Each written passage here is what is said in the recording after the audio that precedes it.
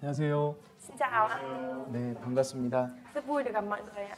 네, 지난주에 저희 피아노 반주가 없었다가 오늘 또 피아노 반주가 있으니까 아주 좋네요. Tuần trước thì chúng ta không có người để đánh piano cho chúng ta, thì như hôm nay đã có người đánh piano rất là tốt, đúng không ạ? 항상 주어진 것들이 없어질 때 일상의 감사함을 느낄 수 있는 것 같아요. Và bình thường mỗi khi mà có những cái mà chúng ta vốn lẽ chúng ta có thế nhưng lại không có, thì chúng ta lại có nảy sinh được cái tấm lòng cảm ơn. 네, 오늘 좌우 몇 분 안 계시는데요. 함께 반갑게 인사 나눠보겠습니다. Chúng ta cũng quay sang 반갑습니다. để chào các anh chị em của chúng ta. 반갑습니다.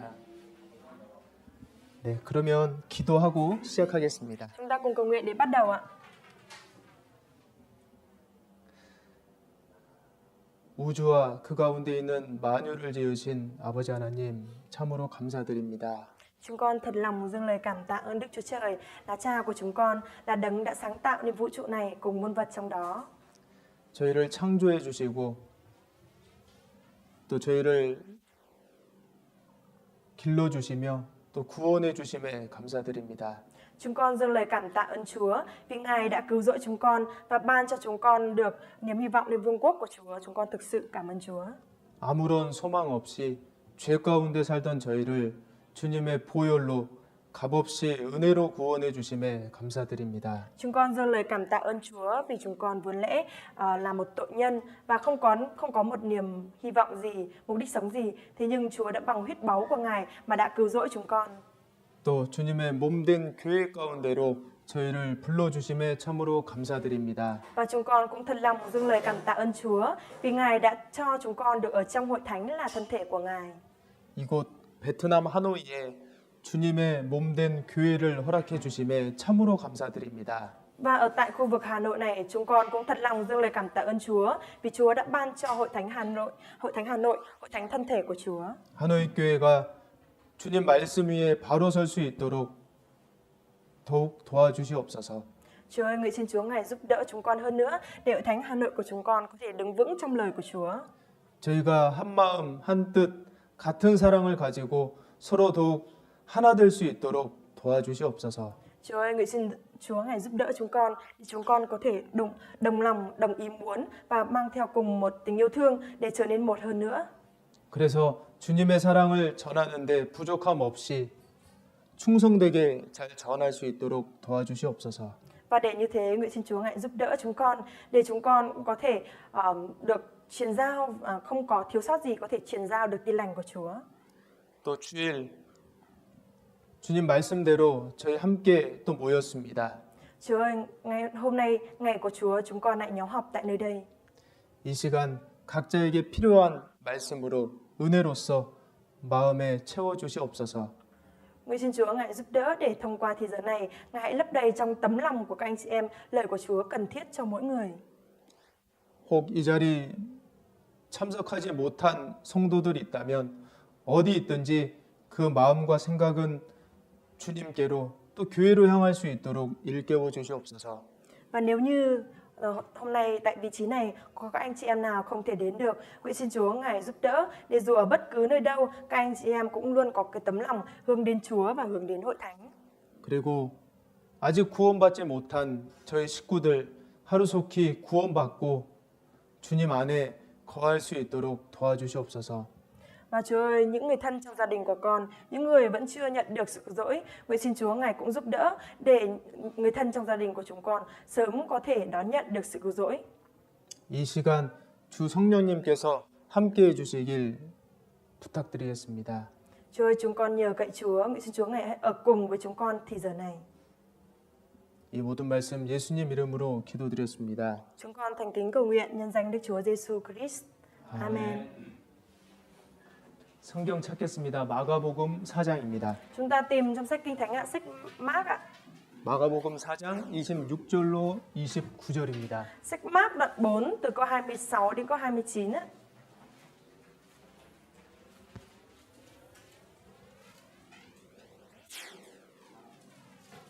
마가복음 4장 26절로 29절 말씀입니다. Sách Mác đoạn 4 từ câu 26 đến câu 29 ạ.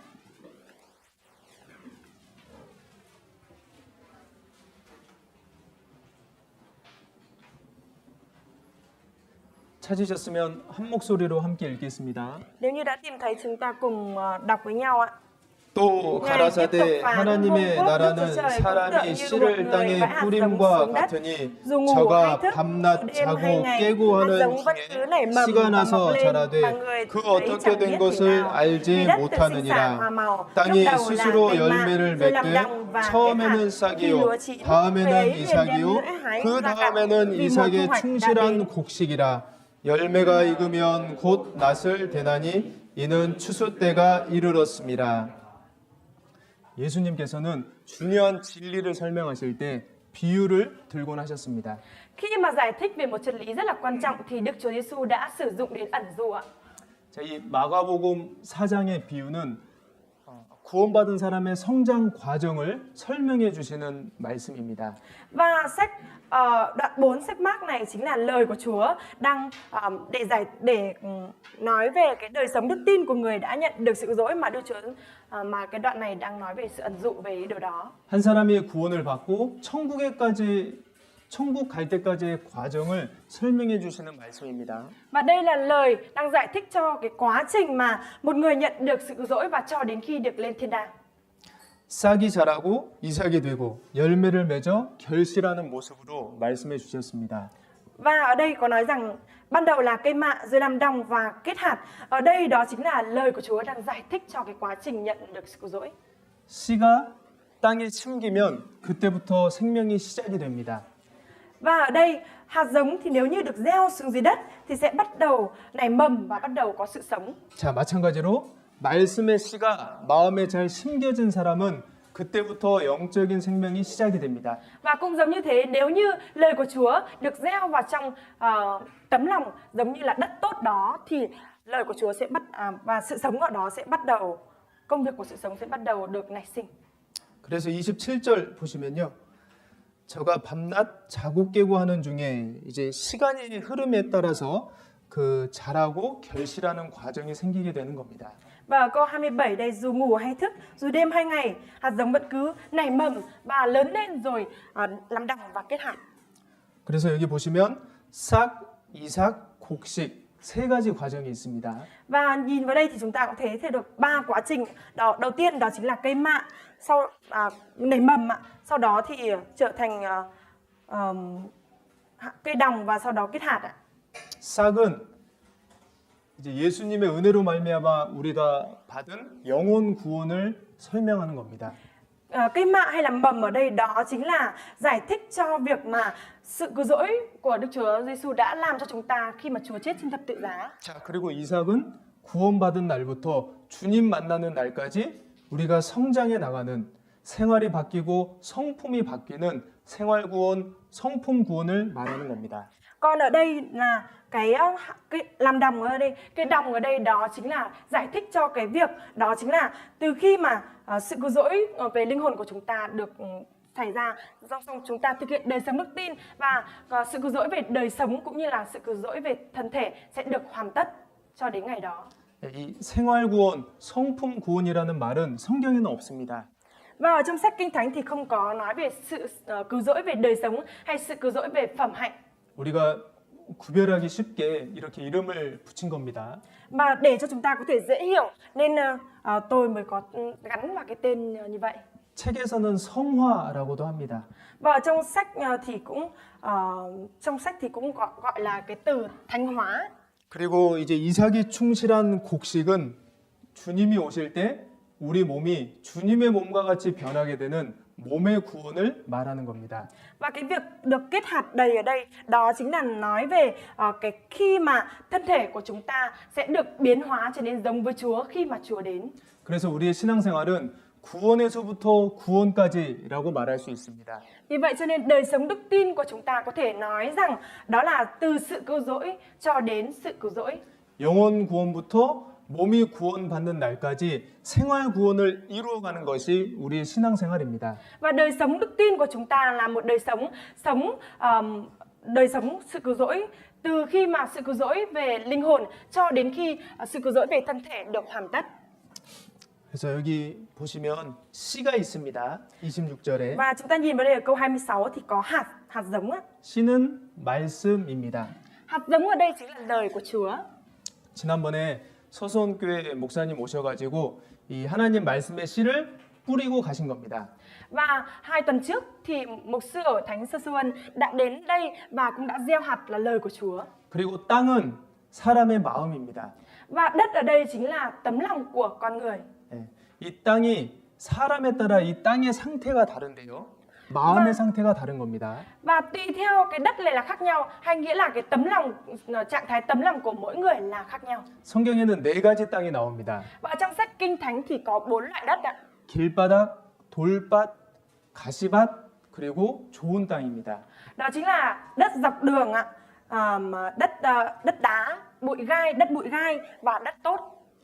예, 그 중에 구원 받은 사람의 마음은 좋은 땅입니다. Và một trong số đó thì tấm lòng của người mà đã nhận được sự cứu rỗi đó chính là đất tốt. 이 씨 뿌리는 비유는 또 성경에 자세히 나오는데 나중에 한번 집에서 읽어보시길 바랍니다. Và cái ẩn dụ về hạt giống này thì được giải thích và được xuất hiện một cách rất là chi tiết ở trong sách Kinh Thánh. Sau này mong rằng chúng ta hãy về nhà và đọc. 이 마태복음 13장, 누가복음 4장, 그리고 마가복음 8장에 나옵니다. Ẩn dụ này thì được xuất hiện ở trong sách Ma-thiêu đoạn 13, Mác đoạn 4 và sách Luca đoạn 8. 자, 싹은 생명의 시작입니다. Ở đây đó là mầm bống là bắt đầu của sự sống. 예, 영원한 생명, 우리가 영생을 얻은 것, 영원 구원을 말하는 겁니다. Và ở đây nói về sự sống đời đời của chúng ta, nói về việc mà chúng ta đã đón nhận được sự sống đời đời. 이 영원 구원은 죄의 형벌로부터의 구원입니다. Và sự cứu rỗi về linh hồn này biểu hiện cho việc mà chúng ta đã được xóa bỏ, cứu chuộc khỏi tội lỗi. 그래서 영원 구원을 받은 사람은 지옥에 가지 않습니다. Vì vậy cho nên những người mà đã đón nhận được sự cứu rỗi về linh hồn thì sẽ không phải trở về địa ngục. 그리고 이 영원 구원은 성경에서 항상 과거형으로 기록되어 있습니다. Và sự cứu rỗi về linh hồn này thì ở trong sách Kinh Thánh luôn luôn được bày tỏ bằng câu về thời quá khứ. 예, 구원을 받았다. Đã nhận được sự cứu rỗi, 구원을 얻었다. đã đón nhận được sự cứu rỗi. 내가 진실로 너에게 이르노니 내 말을 듣고 또 나 보내신 이를 믿는 자는 영생을 얻었고.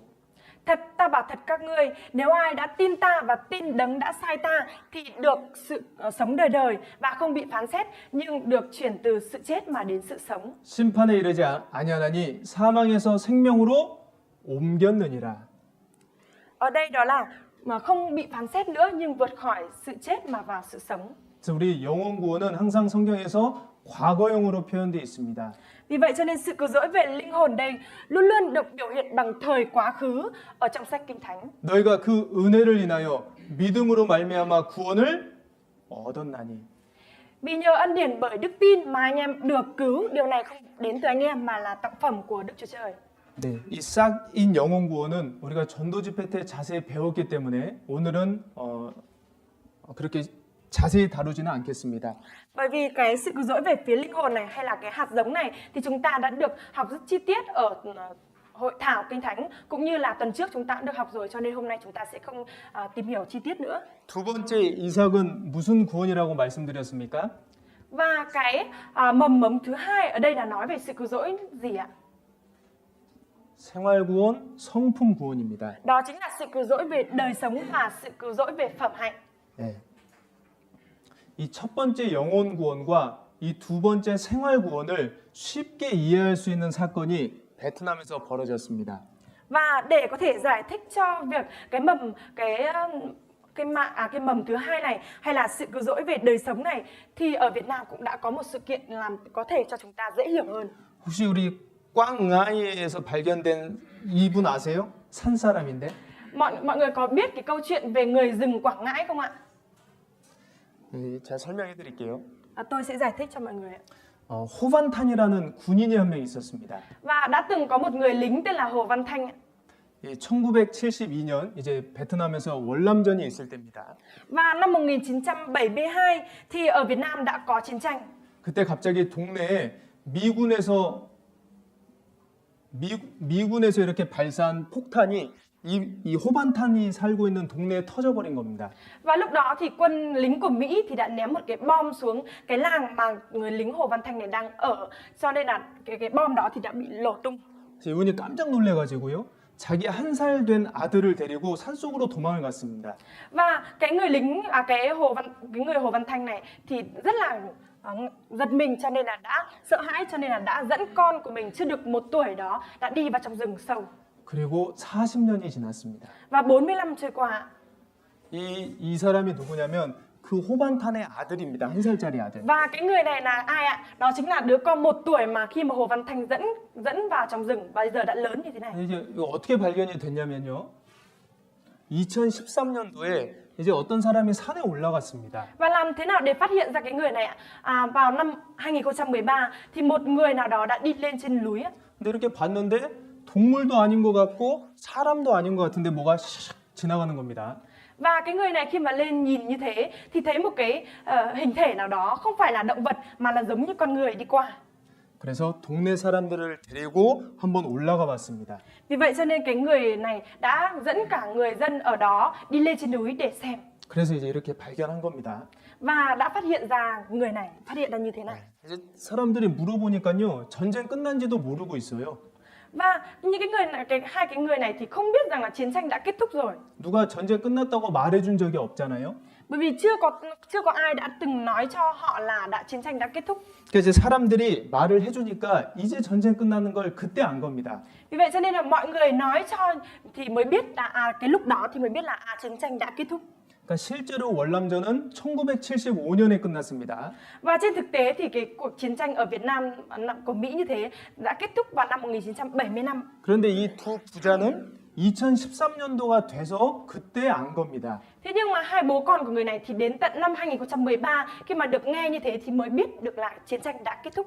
그 전쟁 끝났다는 소리 들을 때까지 얼마나 그 가슴 졸이며 살았겠습니까? Và cho đến khi được nghe tin tức là chiến tranh đã kết thúc thì họ đã sống một đời sống thấp thỏm biết bao nhiêu. 근데 이제 전쟁 끝났다는 소식을 듣고 이제 그 걱정이 다 풀어진 겁니다. Thế nhưng mà khi mà được nghe cái tin tức về chiến tranh đã kết thúc thì tấm lòng đã được giải tỏa. 아, 이제 걱정 안 해도 되는구나. Bây giờ không cần phải lo lắng nữa. 네, 우리 영혼 구원이 그렇습니다. Và sự cứu rỗi về phía linh hồn của chúng ta cũng như vậy. 예수님께서 우리를 구원하신 사건은 이미 2000년 전에 다 끝났습니다. Và cái sự việc mà Đức Chúa Giêsu đã cứu rỗi chúng ta chết trên thập tự giá, cái sự kiện đó đã được xảy ra trước, hoàn thành trước và 2000 năm trước rồi.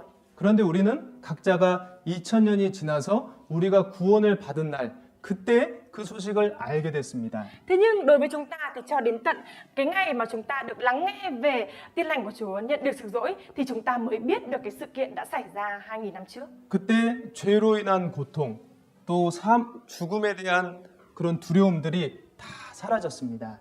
Và lúc đó thì tất cả những cái sự thống khổ về tội lỗi hay cái sự sợ hãi về sự chết, tất cả đều đã được giải tỏa. 그리고 진정한 평안과 안식을 얻게 됐습니다. Và chúng ta đã đón nhận được cái sự mà an nghỉ và sự bình an thực sự. 네, 보시면요. 여기가 이제 호반탄씨. 이때 발견됐을 때는 좀 몸이 굉장히 안 좋을 때였습니다. 건강이. Và đây chính là quân lính tên là Hồ Văn Thanh đấy ạ. Và lúc này khi mà phát hiện ra thì cơ thể trạng thái không được tốt. 네, 사람들이 구해오는 겁니다. Và bây giờ mọi người đang cấp cứu. 자, 이게 그 사람들이 입었던 옷이고요.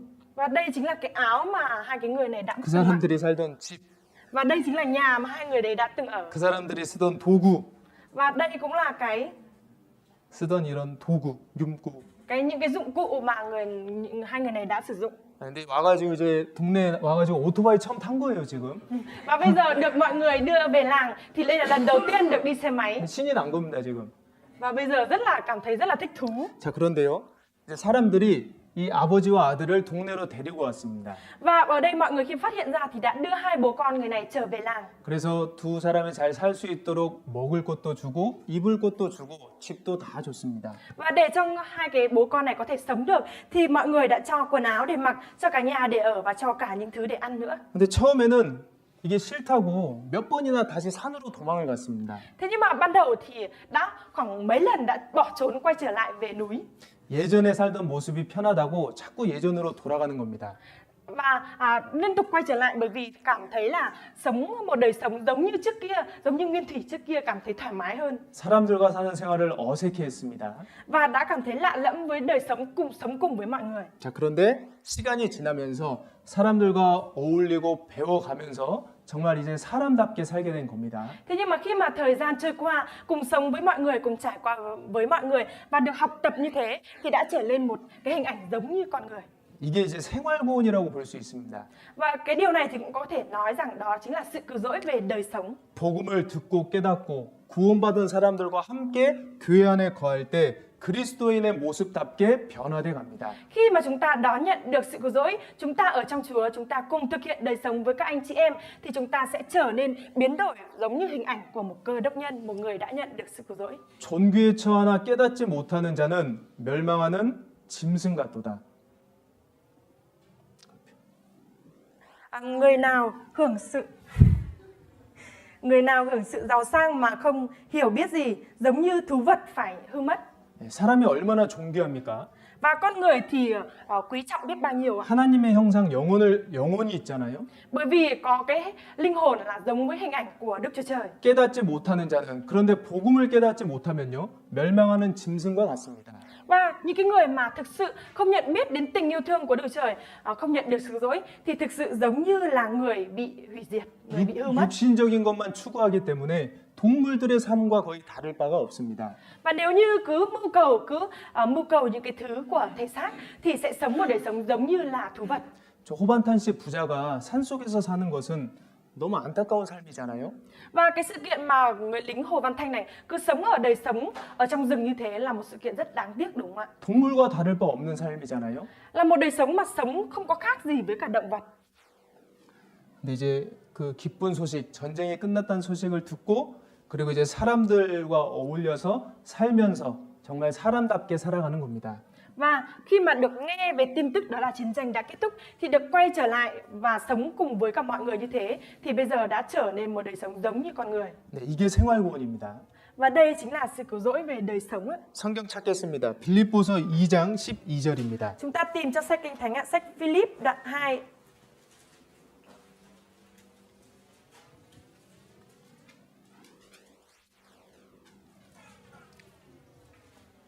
빌립보서 2장 12절입니다. Sách Philip đoạn 2 câu 12. 함께 읽겠습니다. Câu 12 chúng ta cùng đọc ạ. 그러므로 Vậy, thưa anh em 나의 yêu dấu 사랑하는 của tôi, 자들아 như anh em 너희가 vẫn 나 luôn vâng 있을 phục, 때뿐 không chỉ 아니라 khi tôi có 더욱 mặt 지금 mà 나 cả bây giờ 없을 lúc 때에도 tôi vắng mặt 항상 là càng 걱정하여 phục hơn nữa. 두렵고 Hãy lấy 떨림으로 lòng 너희 sợ sệt, 구원을 run rẩy và 이루라. hoàn tất sự cứu rỗi của chính mình. 보셔요. 여기는 구원을 이루라라고 기록되어 있습니다. Chúng ta hãy nhìn vào đây, ở đây có nói về là hoàn tất sự cứu rỗi. 방금 영원 구원은 구원을 얻었다 과거형으로 다 끝이 났습니다. Và lúc nãy thì tôi có chia sẻ mọi người đó là chúng ta đã đón nhận được sự dối ở đây khi mà cái hình thức quá khứ đã được xảy ra thì không phải là kết thúc đâu ạ. 영원 구원은 이미 끝난 것이지만 생활 구원은 계속 이루어가는 겁니다. Mà ở đây mặc dù sự cứu rỗi về linh hồn của chúng ta đã được kết thúc trước, thế nhưng sự cứu rỗi về đời sống vẫn chưa được kết thúc mà vẫn đang được diễn ra, được hoàn tất dần. 이 빌립보서라는 성경은 사도 바울이 빌립보 성도들에게 보낸 편지입니다. Và cuốn sách Philip này chính là cái bức thư mà sứ đồ Phaolô gửi cho hội thánh Philip. 네. 그래서 나 있을 때 여기 보시면 나 있을 때뿐 아니라 나 있을 때는 빌립보에서 사도 바울이 복음을 전하고 말씀을 가르쳤을 때입니다. Và ở đây đó chính là lúc có tôi ở đây, đó chính là lúc mà sứ đồ Phaolô đi đến Philip rồi truyền giao tin lành cho ở đó. 그런데 지금 나 없을 때에도라고 하잖아요. Và ở đây cũng có nói rằng là bây giờ lúc không có tôi. 지금 사도 바울이 로마 감옥에 갇혀 있기 때문입니다. Bởi vì lúc này sứ đồ Phaolô đang bị nhốt ở trong nhà tù Roma, trong nhà tù Roma.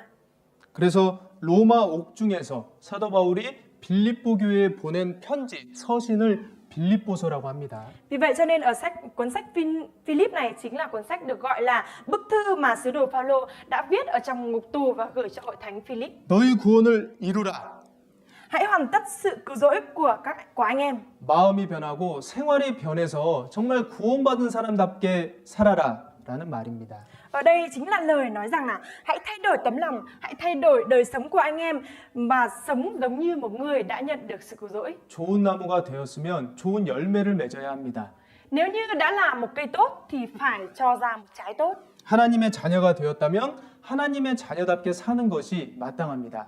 Cũng giống như vậy thì nếu như đã là con cái của Đức Chúa Trời thì cần phải sống một đời sống giống như con cái của Chúa. 이것은 구원받은 그날부터 우리 몸이 변화되는 그날까지 꾸준히 계속 이뤄가야 하는 구원입니다. Và đây chính là cái sự cứu rỗi mà đang được diễn ra ở hiện tại, từ ngày mà chúng ta nhận được sự cứu rỗi về phía linh hồn cho đến ngày mà sự cứu rỗi về thân thể của chúng ta được hoàn tất. 구원받은 사람은 구원받기 전에 없었던 마음의 소원이 있습니다. Và 구원받은 사람은 구원받기 전에 내게 없었던 마음의 소원이 있습니다. và những người mà đã nhận được sự rỗi trước khi mà nhận được sự rỗi thì ở trong tấm lòng có cái niềm hy vọng. 하나님을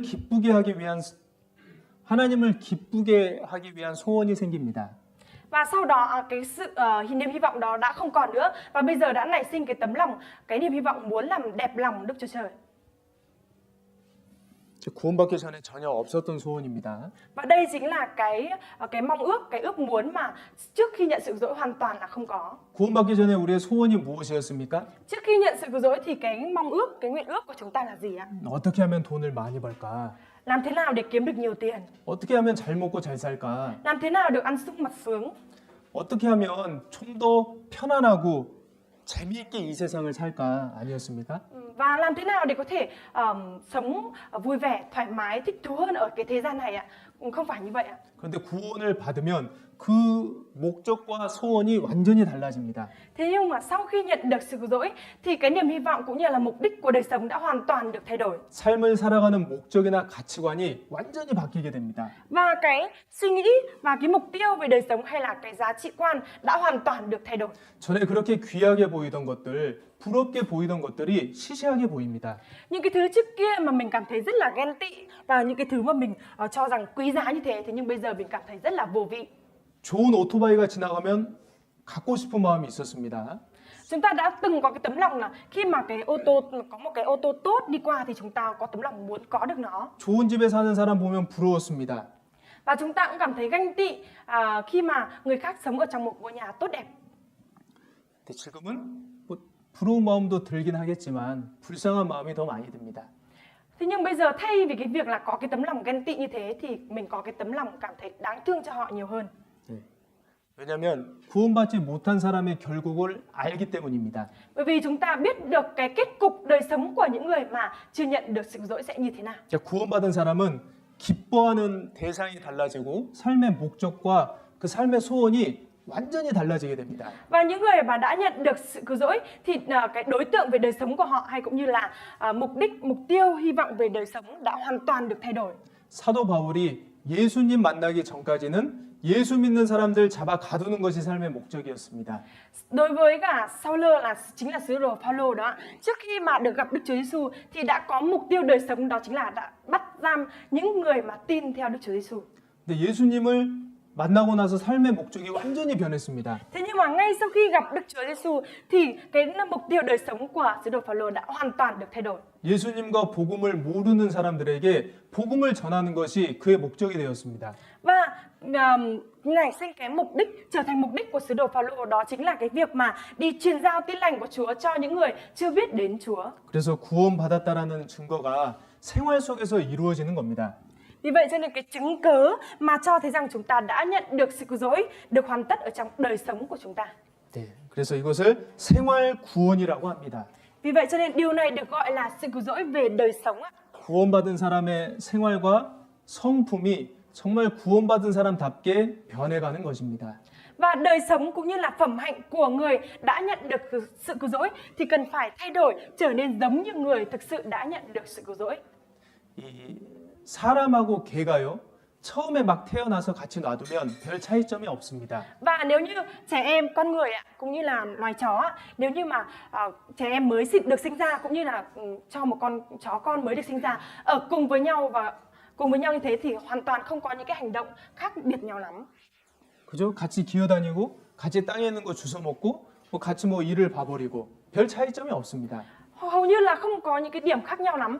Nếu như để cùng với nhau như thế thì sẽ cùng bò với nhau, sẽ cùng nhặt những cái thứ ở trên đất rồi bỏ vào miệng để ăn. 그런데 시간이 지나면서 사람은 사람다운 인격이 갖춰지고 사람다운 행동이 나오고 사람다운 그런 모습들이 점점 나옵니다. Thế nhưng mà khi mà con người ạ, đứa bé đó dần dần lớn lên, trưởng thành lên, khi mà đi được như thế thì sẽ có những cái hình ảnh, những cái hành động khác với loài động vật, trở lên hành động giống như con người hơn nữa. 그래서 구원을 막 받고 나면 구원 안 받은 사람과 별로 차이점이 없어 보입니다. Vì vậy cho nên là nếu như mà những người mà mới nhận được sự dối thì không có khác gì với những người chưa nhận được sự dối ban đầu ạ. 그러나 시간이 지나가면서 구원받은 사람은 구원받은 사람다운 그 증거가 생활 속에서 나타납니다. Thế nhưng mà khi mà thời gian trôi qua thì cái chứng cớ cho thấy rằng người này đã nhận được sự dối và có những cái điểm khác với cả những người chưa nhận được sự dối là thông qua hình ảnh về đời sống. 그런데 생활 구원을 이루기 위해서 우리가 반드시 해야 될 것 네 가지가 있습니다. Thế nhưng có 4 điều để nhất định phải có để chúng ta có thể thay đổi được sự cứu rỗi về đời sống. 영혼 구원도 우리 의지와 뜻대로 되는 게 아니잖아요. Bởi vì cái sự cứu rỗi về đời sống này không phải là diễn ra sẽ trở nên theo ý muốn của chúng ta, đúng không ạ? 하나님의 은혜와 도우심으로 우리가 영혼 구원을 받았습니다. Mà sự cứu rỗi về linh hồn không phải là việc mà do chúng ta làm được, mà đó chính là sự cứu rỗi về linh hồn là có được nhờ ân huệ và tình yêu thương của Đức Chúa Trời. 이 생활 구원을 이뤄가는 과정도 뭐 내 의지와 뜻대로 되는 것이 아닙니다. Vì vậy cho nên cái sự cứu rỗi về đời sống này cũng không phải là được xảy ra hoàn tất nhờ cái suy nghĩ hay là ý muốn của chúng ta được. 하나님의 은혜와 도우심이 필요한데 그러기 위해서는 우리 편에서 사람 편에서 이 네 가지를 잘 해야 됩니다. Và để có thể thay đổi, để có thể có được sự cứu rỗi về đời sống thì cần phải có sự giúp đỡ của Đức Chúa Trời. Cho nên chúng ta cần phải có 4 điều này để có thể làm được như vậy. 말씀, 기도, 교제, 전도입니다. Đó chính là lời của Chúa, sự cầu nguyện, thông công và truyền giảng. 네, 말씀, 기도, 교제, 전도. Lời của Chúa, cầu nguyện, thông công và truyền giảng. 이것은 자동차의 네 바퀴와 같습니다. Và 4 cái điều này thì giống với 4 cái bánh xe của chiếc ô tô. 그래서 하나라도 없으면 차가 제대로 갈 수 없습니다. Vì vậy cho nên nếu như mà cái ô tô dù chỉ cần không có một bánh xe thôi cũng không thể nào chạy được. 이 네 가지 중에 하나라도 제대로 안 되면 정상적인 신앙생활을 할 수 없습니다. Vì vậy cho nên trong 4 cái điều này nếu như một điều không có thôi thì chúng ta không thể nào có được một đời sống đức tin bình thường được. 이 신앙생활의 네 가지를 오해하시면 안 됩니다. Và chúng ta không được hiểu lầm về 4 cái điều giúp đỡ về đời sống đức tin này. 신앙생활 열심히 하는 사람들만 하는 거다. 그게 아닙니다. Không phải là cái điều mà 신앙생활 열심히 하는 사람들만 이 네 가지를 열심히 하는 게 아닙니다. không phải là chỉ có những người mà thực hiện đời sống đức tin chăm chỉ là thực hiện tốt 4 điều này. 구원받은 성도라면 당연히 하는 것입니다. Mà nếu như đã là một người nhận được sự cứu rỗi, một cơ đốc nhân thì cái điều đương nhiên là phải làm. 바꿔 말하면요.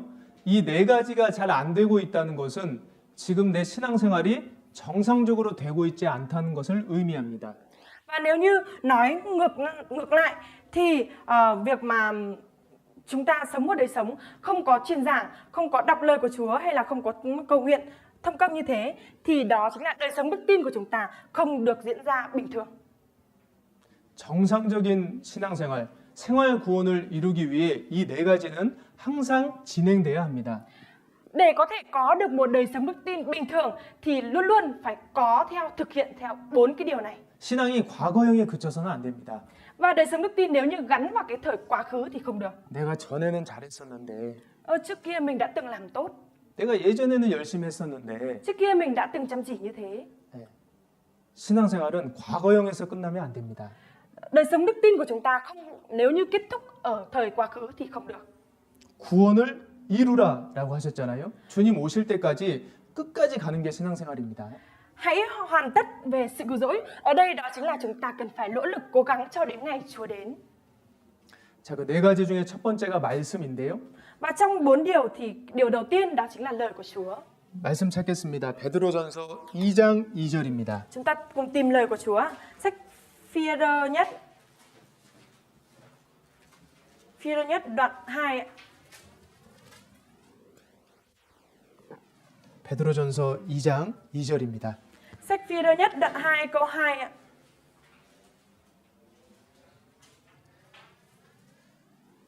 함께 읽겠습니다. Câu 2 đoạn 2 chúng ta cùng đọc ạ. Anh em 갓난 hãy khao khát 아이들같이 sữa thiêng liêng 순전하고 thuần khiết như trẻ 신령한 sơ sinh, 젖을 để nhờ đó 사모하라. anh em được 이는 lớn 이로 lên trong sự cứu 말미암아 rỗi. 너희로 구원에 이르도록 자라게 하려 함이라. 네, 여기도 구원에 이르도록 자라게 하려 한다라는 말씀이 있습니다. Và ở đây cũng có lời đó chính là được lớn lên trong sự cứu rỗi ạ. 이 순전하고 신령한 젖은 말씀을 말합니다.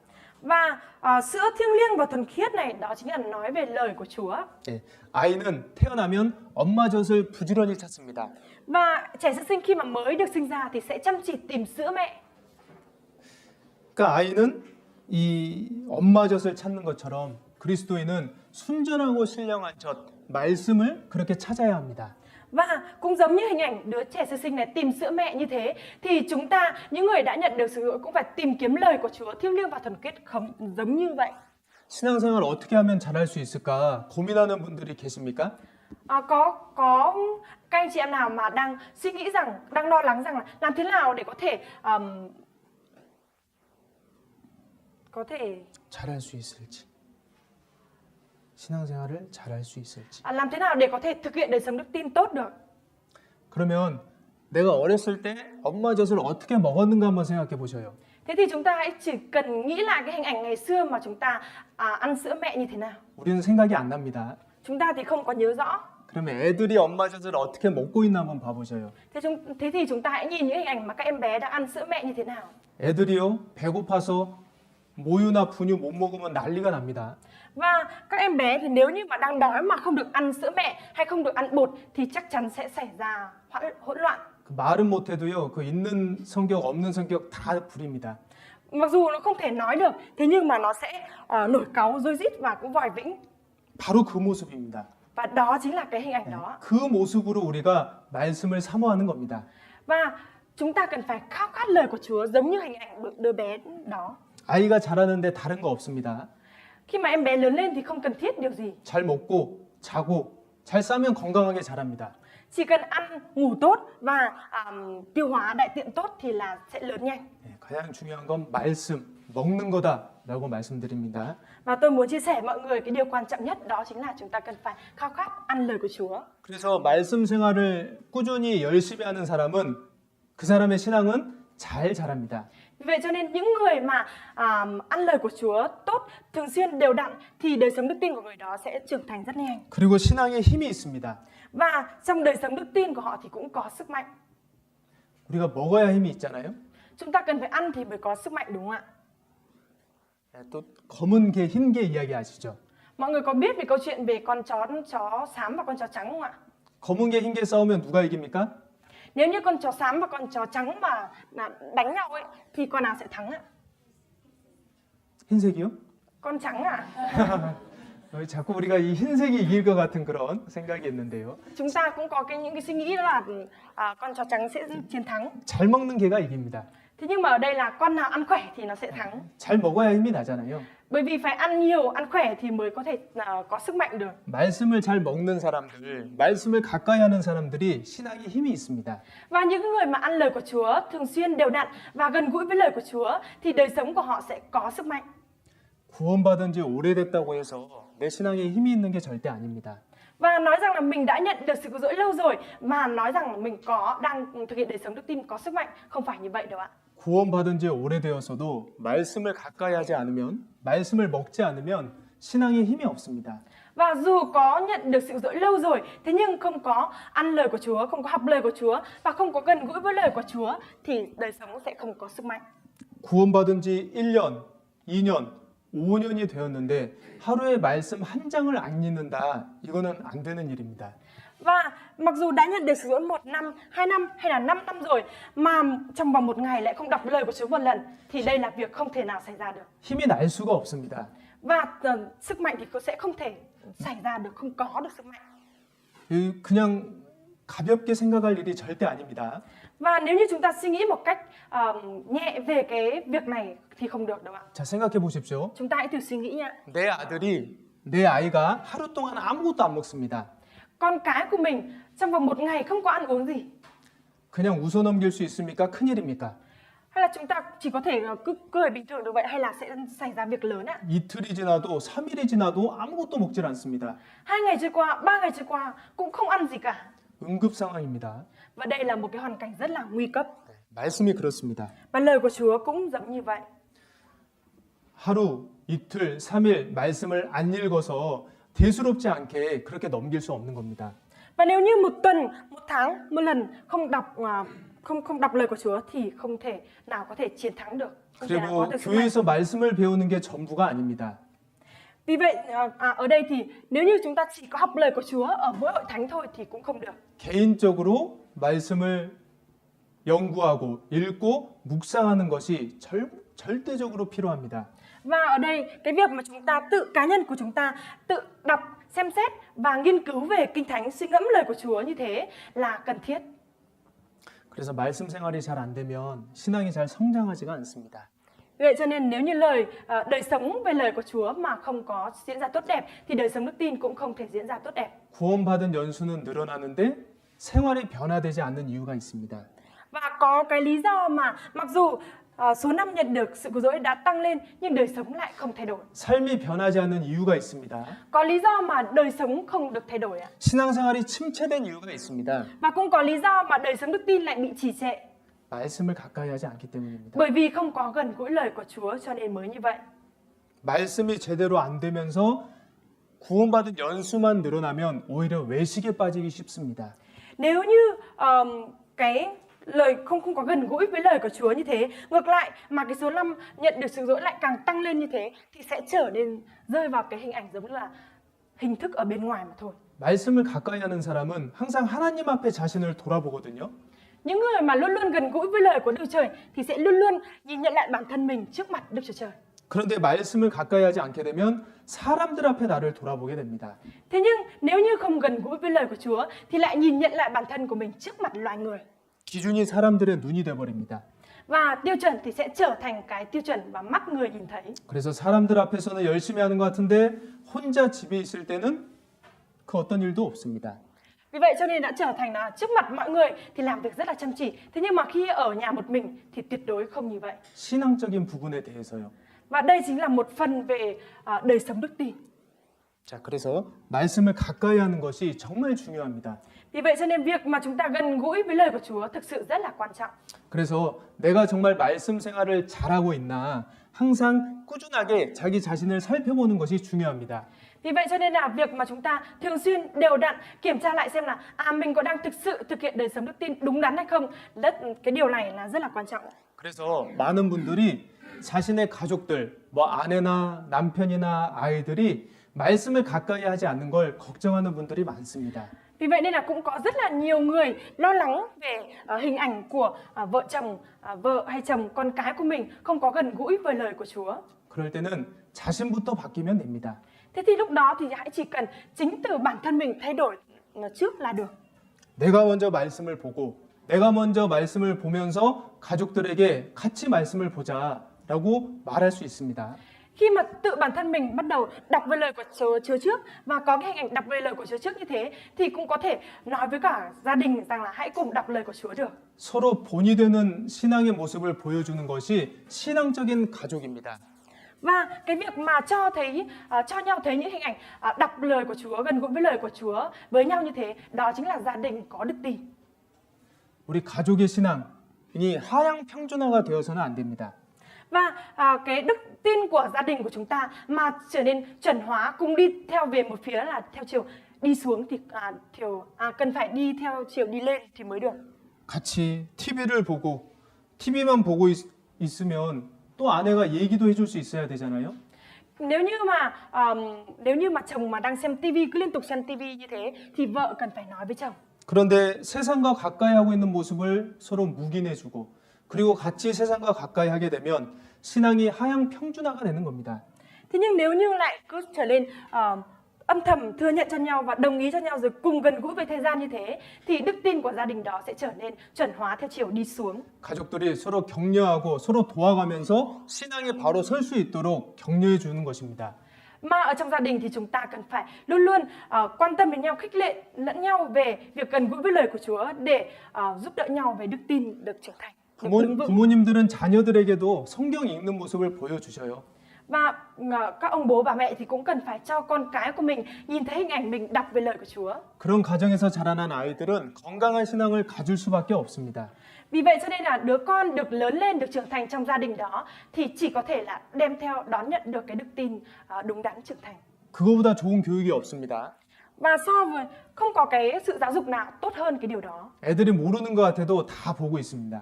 Các em thì có vẻ như là không để ý, không biết, thế nhưng mà tất cả đều đang nhìn. 마태복음 4장 4절입니다. Chúng ta mở sách Matthew đoạn 4 câu 4 á.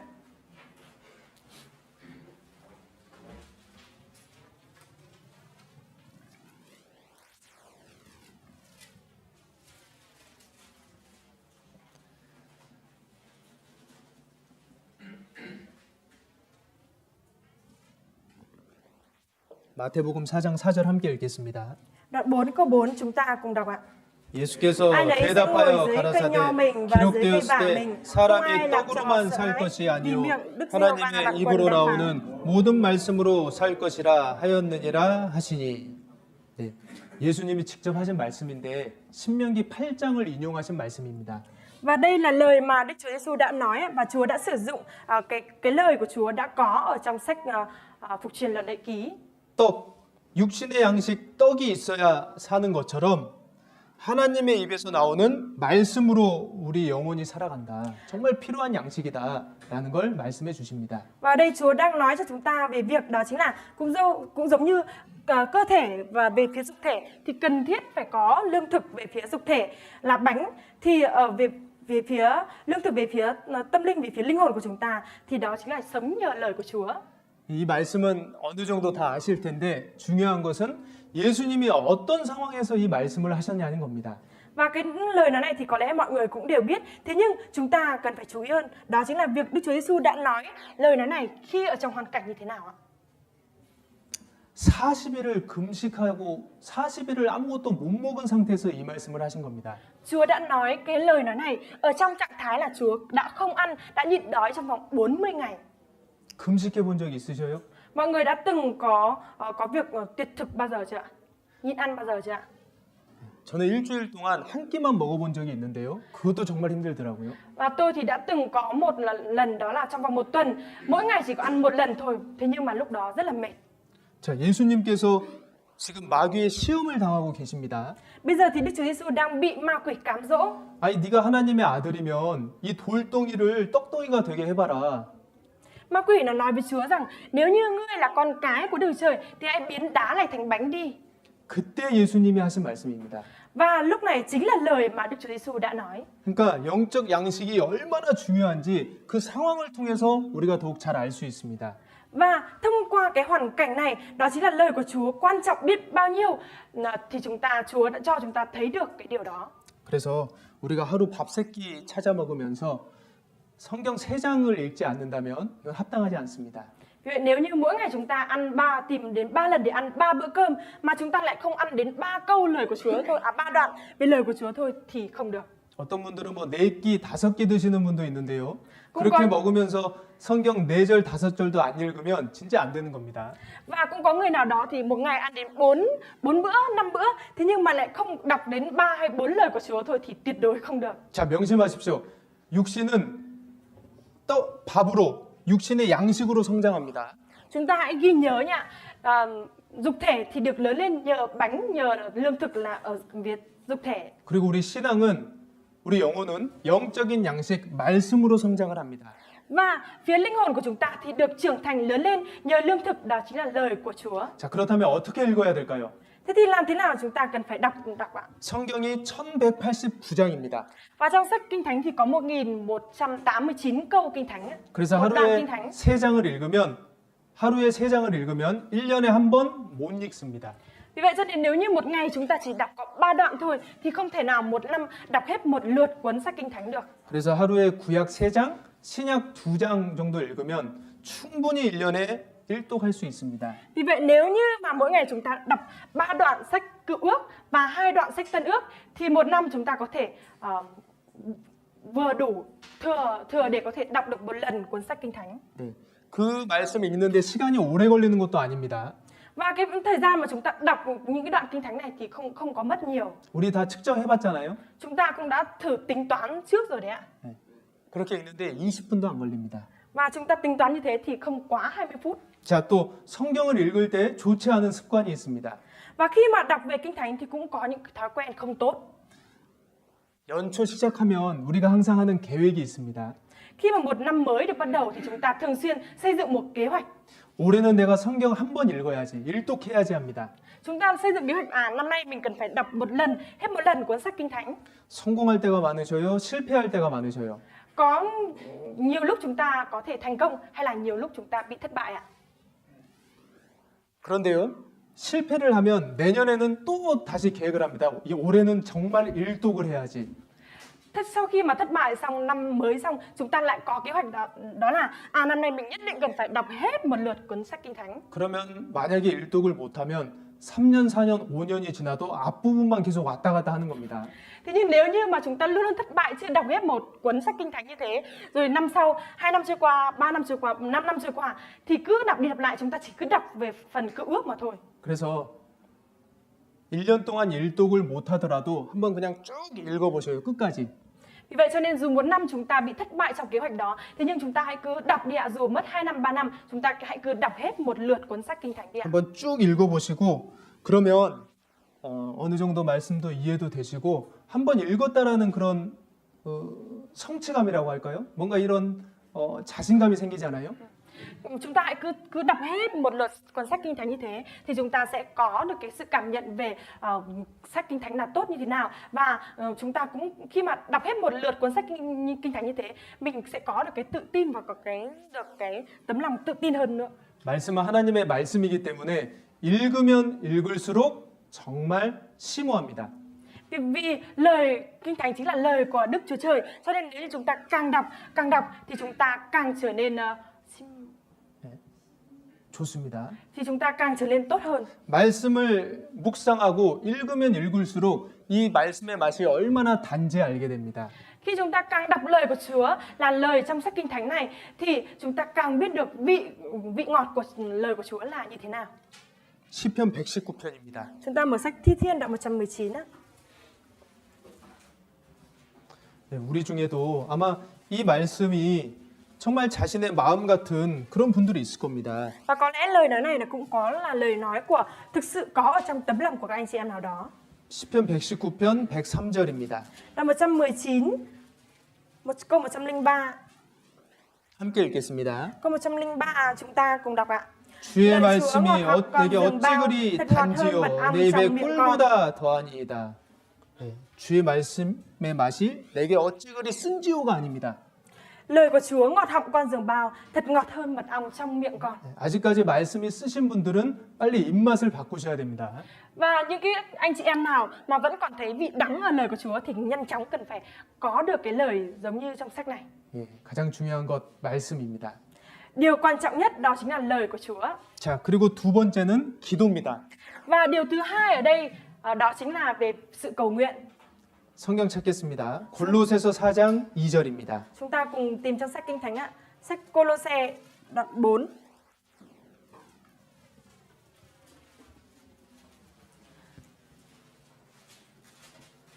Sách Cô-lô-se đoạn 4.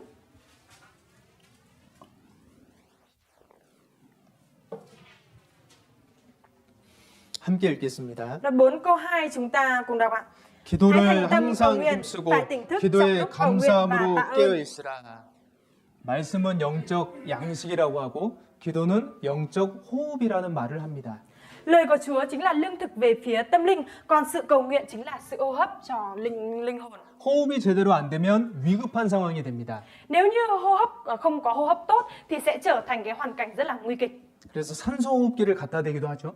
Vì vậy cho nên người ta cũng đem theo cái bình thở oxy đến cho. 기도가 제대로 안 되고 있는 신앙생활이 마치 내가 산소호흡기를 끼고 있는 그런 위급한 상황이라고 생각하시면 됩니다. Và nếu như chúng ta chỉ cần suy nghĩ là nếu như việc mà chúng ta không có đời sống đức tin không có diễn ra tốt đẹp, không có hô hấp được như thế thì cũng có nghĩa là người mà không thể hô hấp được cần phải đem bình oxy đến để thở. 기도가 정상적으로 되고 있지 않다는 것은 신앙생활에 정말 위급한 상황인 겁니다. Trong đời sống đức tin mà thực sự không có cầu nguyện như thế thì cái đời sống đức tin đó trở thành hoàn cảnh rất là nguy kịch. 기도에 항상 힘써라. Hãy thành tâm cầu nguyện ạ. 기도에 게을리하는 사람이 있을 줄 아시기 때문에 하신 말씀입니다. Bởi vì Chúa biết là sẽ có người sẽ lười biếng trong việc cầu nguyện, cho nên Chúa mới nói như vậy. 기도가 게을리 될 수 있다는 것을 아시기 때문에 우리에게 주신 말씀입니다. Và đây là lời của Chúa đã cho chúng ta, bởi vì Chúa biết được rằng sẽ có người sẽ lười biếng trong việc cầu nguyện. 사실 우리 구원받기 전까지 기도하지 않은 채 수십 년을 살았습니다. Và sự thực thì trước khi mà nhận được sự cứu rỗi thì đã nhiều năm chúng ta sống một đời sống mà không có cầu nguyện. 한순간에 기도가 잘 될 수는 없습니다. Và cũng không có thể là trong một khoảnh khắc thôi mà chúng ta đã có thể cầu nguyện tốt được. 기도하려고 해도요, 무릎이 잘 안 꿇어질 때도 있습니다. Cũng có những lúc mà chúng ta muốn cầu nguyện thế nhưng chúng ta lại không có quỳ gối. 그래서 기도는 처음부터 습관을 잘 들여야 합니다.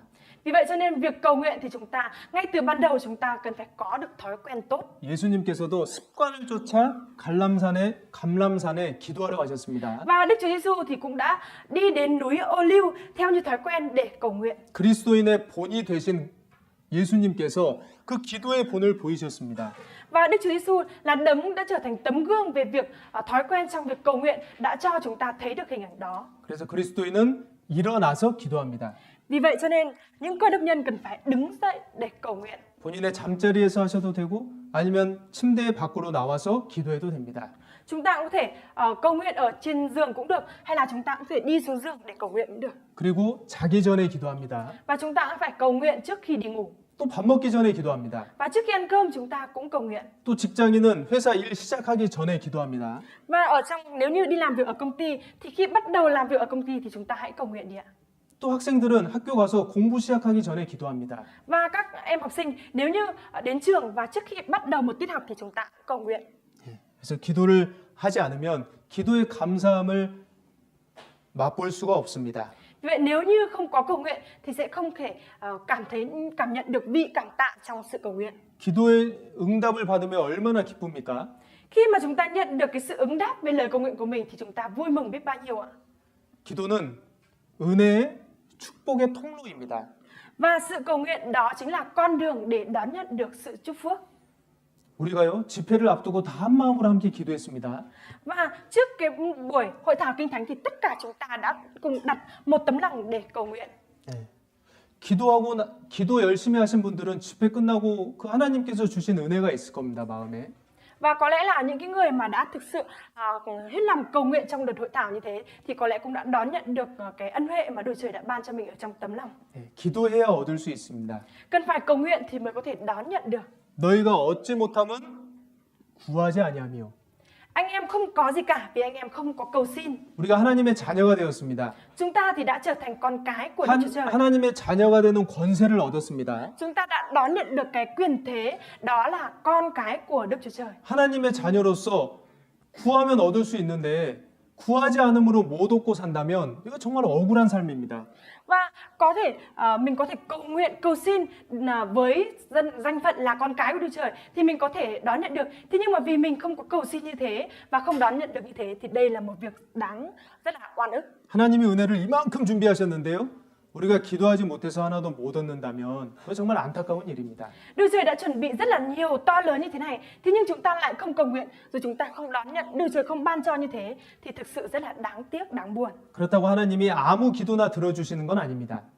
Thế nhưng không phải là Đức Trời sẽ nghe cho tất cả các lời cầu nguyện đâu ạ. 하나님의 뜻에 맞는 기도를 들어주십니다. Mà Chúa chỉ nghe cho lời cầu nguyện mà đúng theo ý muốn của Chúa mà thôi. 예수님께서 십자가에 매달리시기 전에 기도하셨습니다. Và Đức Chúa Giêsu trước khi mà bị treo trên thập tự giá, Chúa đã cầu nguyện. 아버지여, 할만하시거든 이 잔을 내게서 옮겨 주시옵소서. Cha ơi, nếu có thể được, nguyện xin Cha hãy đem chén này ra khỏi con. 왜냐하면 예수님께서 그 십자가의 고통을 미리 아셨기 때문에 그 육신적으로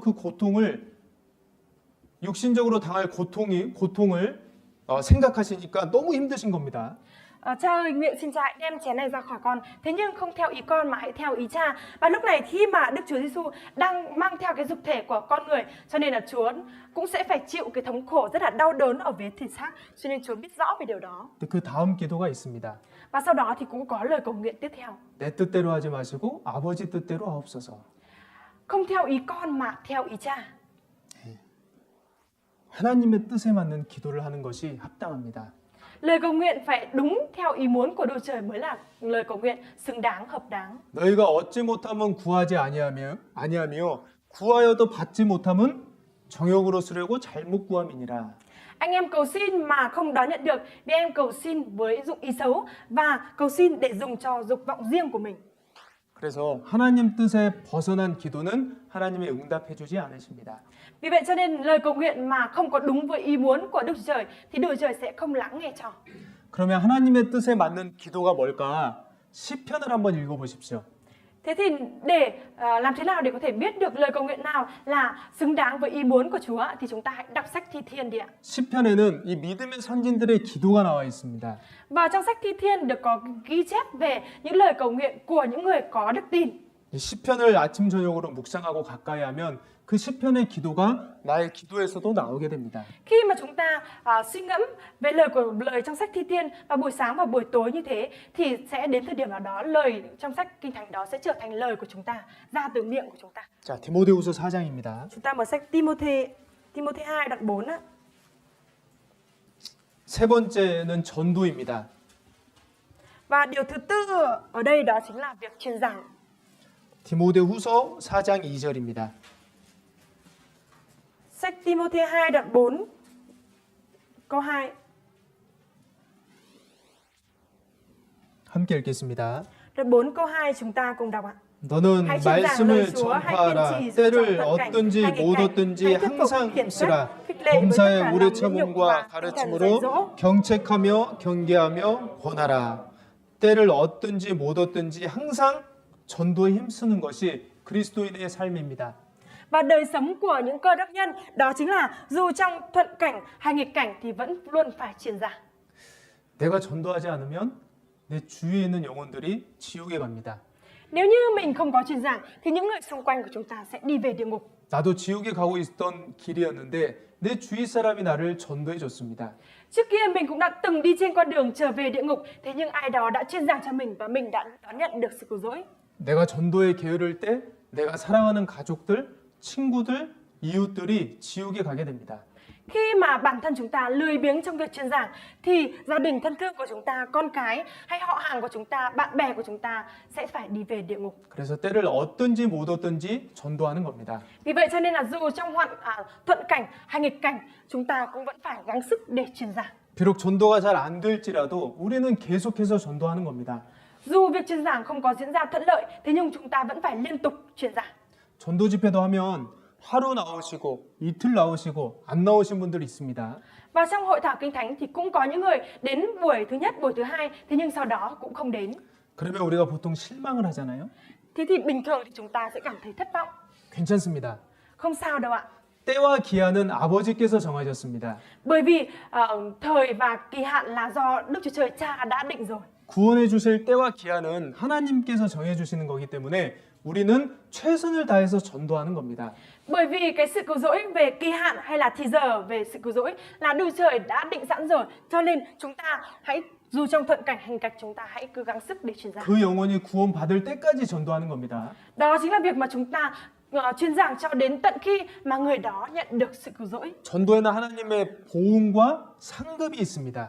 Và về việc truyền giảng thì sẽ có phần thưởng cũng như sẽ có sự báo trả cho điều đó. 우리가 이같이 큰 구원을 등한히 여기면 어찌 피하리요? Thì làm sao chúng ta tránh khỏi hình phạt nếu như chúng ta xem thường ơn cứu rỗi lớn dường ấy? 이 말씀을 전도를 게을리할 때 징계를 피할 수 없다라고만 생각하시면 안 됩니다. Và cái lời nói này nếu như mà chúng ta suy nghĩ rằng là nếu chúng ta lười biếng trong việc truyền giảng mà chúng ta không có bị 피할 수 없다. 징계를. khi mà chúng ta lười biếng trong việc truyền giảng thì chúng ta không thể nào tránh khỏi được cái hình phạt đó. Chúng ta phải suy nghĩ đến điều đó. 우린 징계 받아도 되잖아요. Chúng ta thì suy nghĩ rằng là bản thân mình có thể nhận được bị xử phạt cũng không sao. 그래도 우린 지옥에 가지 않잖아요. Bởi vì chúng ta dù bị xử phạt nhưng mà chúng ta cũng không phải trở về địa ngục. 근데 우리가 구원을 등한히 여기면 전도를 등한히 생각하면 주위 사람들이 지옥의 형벌을 피할 수가 없습니다. Thế nhưng mà chúng ta suy nghĩ như thế thì người mà mình truyền giảng không nhận được sự dỗ thì sẽ trở về địa ngục và Chúa sẽ chúng ta sẽ bị báo trả về cái điều đó. 너는 사망으로 끌려가는 자를 건져주며 살육을 당하게 된 자를 구원하지 아니치 말라라고 하셨습니다. Và trong sách Kinh Thánh thì có câu đó là hãy giải cứu những kẻ đang bị đùa đến sự chết và những người đang đi lảo đảo tới chốn hành hình. 그가 각 사람의 행위대로 보응하시리라. Và Ngài sẽ chẳng báo cho mỗi người tùy theo hành động mà người đã làm hay sao. 우리가 전도에 최선을 다해야 하고 그런데 그 전도에는 하나님의 보응과 상급이 있습니다. Vậy cho nên cần phải cố gắng hết sức để có thể truyền giảng, bởi vì Chúa sẽ báo trả cho mỗi người về việc truyền giảng. 네, 전도가 말로만 되는 게 아니잖아요. Việc truyền giảng ở đây không chỉ có thể nói bằng lời nói không. 우리가 전도를 하려고 마음을 쓰고 시간을 쓰고 재물을 쓰고 모든 걸 씁니다. Bởi vì khi mà chúng ta muốn truyền giảng thì chúng ta sử dụng cả thời gian, cả tấm lòng, sử dụng cả tài sản, tất cả mọi thứ mà mình có. 어떻게든 그 영혼이 구원받았으면 하는 마음에 우리의 모든 것을 투자하지 않습니까? Chẳng phải là chúng ta muốn đầu tư tất cả để cho cái linh hồn đó có thể đón nhận được dỗi hay sao ạ? 하나님께서 그 수고를 절대 잊지 않으십니다. Đức Giêsu là đấng tuyệt đối sẽ không quên cái sự vất vả đó. 그래서 하나님께서는 지금도 누구를 보내실까? 또 누가 전도하러 갈까? 그걸 보고 계시고 찾고 계십니다. Vì vậy cho nên đến tận bây giờ Chúa vẫn đang tìm kiếm xem là sẽ gửi ai đi và ai sẽ đi, và Chúa đang tìm kiếm cái người đó. 하나님께서는 사람을 통해서 전도하십니다. Đức Giêsu thì muốn truyền giảng thông qua con người. 자, 그리고 고린도후서 6장입니다. Chúng ta mở sách Cô-rinh-tô 2 đoạn 6. 고린도후서 6장 17절입니다. Sách Cô-rinh-tô 2 đoạn 6 câu 17.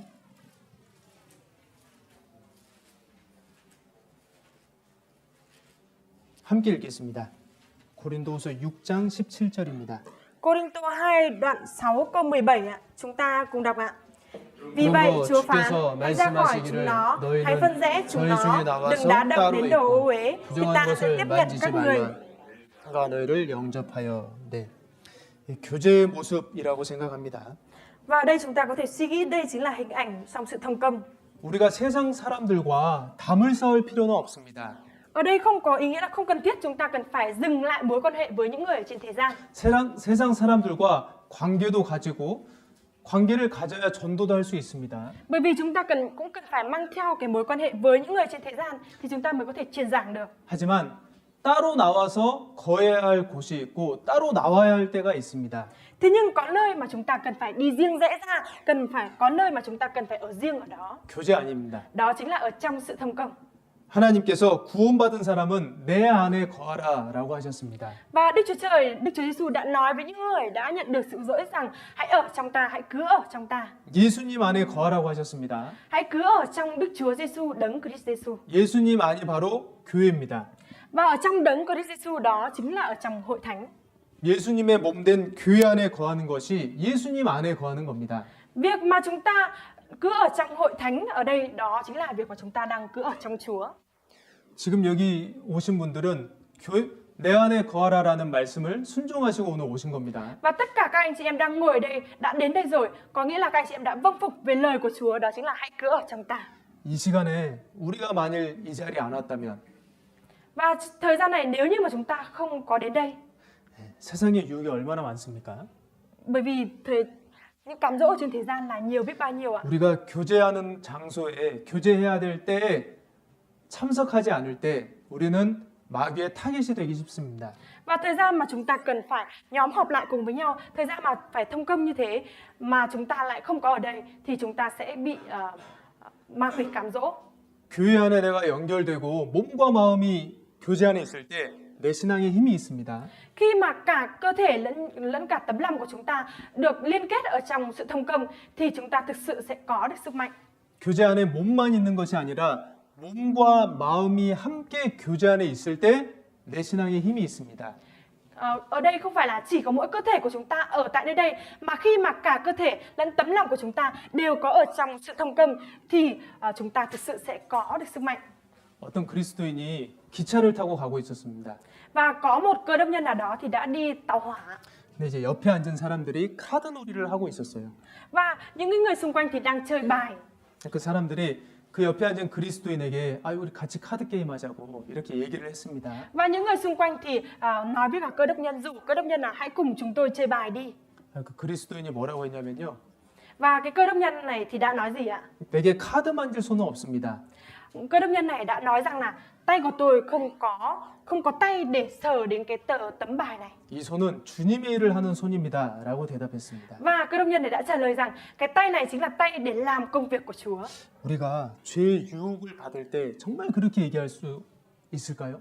Thế thì chúng ta thực sự có thể trả lời giống như thế khi bị cám dỗ của tội lỗi không ạ? 우리가 이론적으로 안다고 해서 그런 답이 바로 나오는 게 아니잖아요.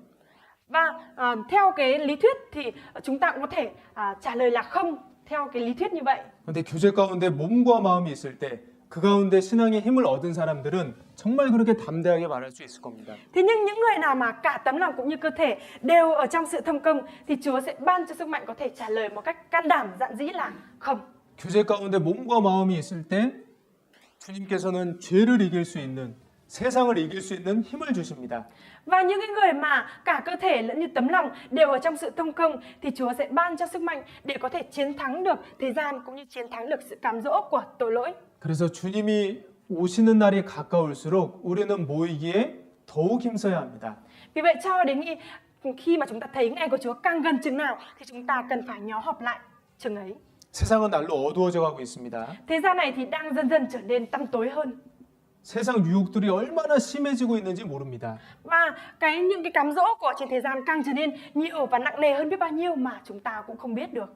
그래서 주님의 오심이 가까움을 볼수록 더욱 모이라고 하셨습니다. Vì vậy cho nên Chúa cũng đã nói rằng là khi mà thấy ngày của Chúa càng gần chừng nào thì càng phải nhóm họp lại chừng ấy. 그래서 생활 구원을 이뤄가는 네 가지가 말씀, 기도, 전도, 교제입니다. Vì vậy cho nên là để có thể hoàn tất được sự cứu rỗi về đời sống thì cần phải có 4 điều, đó chính là lời của Chúa, cầu nguyện, thông công và truyền giảng. 이 네 가지가 정상적으로 이루어지는 가운데 내 성품 구원, 생활 구원이 점점 이루어져 가는 겁니다. Vì vậy cho nên nếu như 4 cái điều này được diễn ra bình thường như thế thì sự cứu rỗi về đời sống, sự cứu rỗi về phẩm hạnh của chúng ta sẽ được diễn ra trưởng thành một cách bình thường. 자, 그리고 요한 1서 찾겠습니다. Chúng ta mở sách Giăng Nhất đoạn 1. 요한 1서 1장 8절로 9절입니다. Sách Giăng Nhất đoạn 1 từ câu 8 đến câu 9 ạ.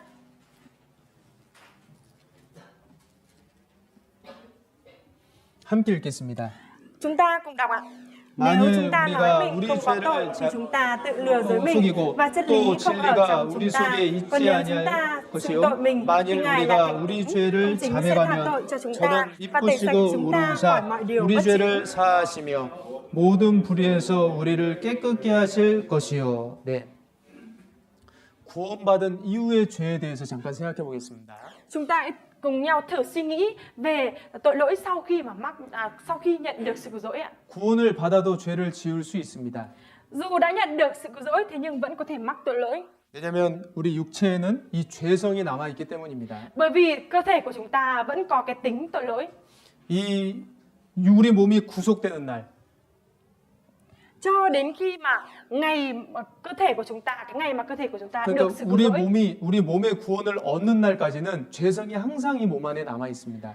Và cho đến cái ngày mà cơ thể của chúng ta được cứu chuộc, được cứu rỗi thì cái tính tội lỗi luôn luôn đi theo ở cùng với chúng ta. 그러면 구원받은 사람이 죄를 지으면 그 죄는 어떻게 처리해야 될까요?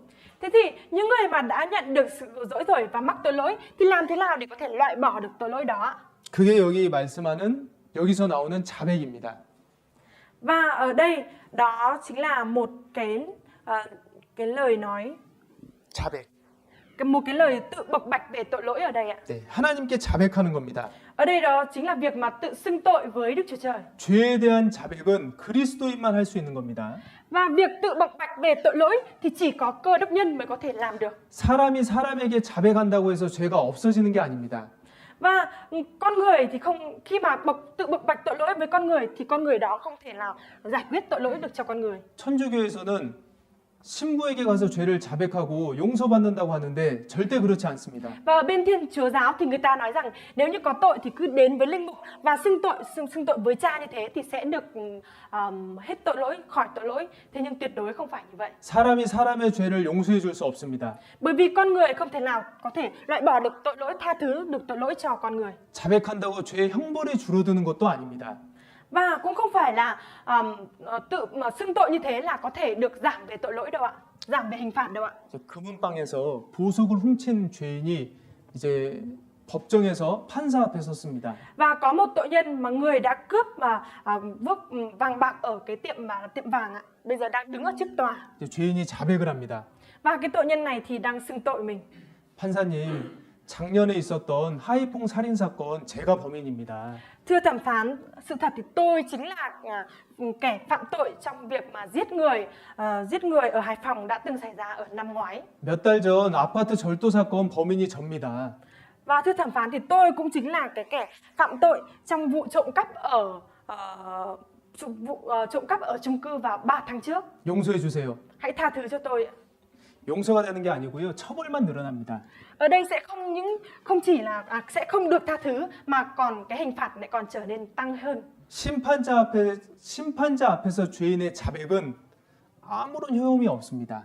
Bởi vì nếu như cứ xưng tội trước mặt thẩm phán thì không có một cái hữu hiệu gì cả. 구원받기 전에 자백으로 죄가 없어지고 이런 거 절대 아닙니다.